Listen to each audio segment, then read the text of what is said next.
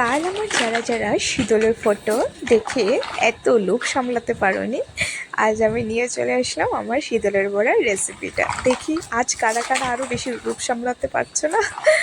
Just fun. তো নিয়ে চলে আসলাম আমার শীতলের বড়ার রেসিপিটা। এটা অনেক একটু লেট হয়ে গেছে, তাও কিছু না, সময় বের করানোটাও একটা অনেক বড় জিনিস।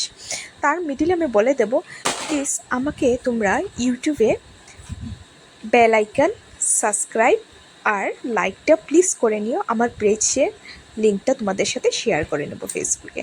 তো আমি পেঁয়াজ কুচি কুচি করে, কাঁচা লঙ্কা কুচি কুচি করে একসাথে শীতল গরম তেলের মধ্যে ফেলে তার মধ্যে হলুদ গুঁড়ো, শুকনো লঙ্কা গুঁড়ো, লবণ ভালো করে মিক্স আপ করে নিচ্ছি।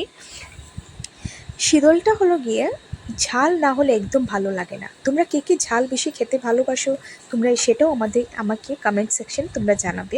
আমরা একটু ঝাল অনেক বেশি ভালোবাসি, কারণ শীতলের বড়া মানে ঝাল। ঝাল না হলে একদম শীতলের বড়া টেস্টই আসে না। তো দেখতে আর পাচ্ছ কি সুন্দর কালার আমার শীতলের বড়া হয়ে গেছে।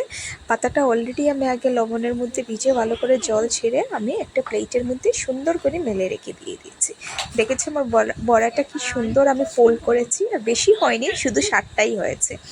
আর তারপর আস্তে আস্তে আমি পিঠালি লাগিয়ে গরম গরম ফুটন্ত তেলের মধ্যে আমি একটা একটা করে বড়া ছেড়ে দিয়েছি।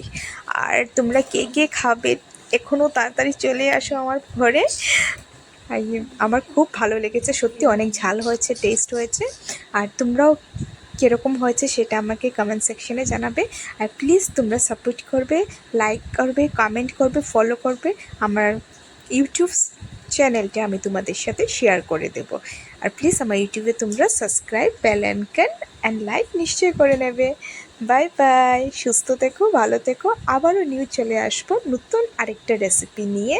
জানি না এই বৃষ্টিতে আরও কী কী আসবে রেসিপি, সেটাও তোমরা বলে দেও।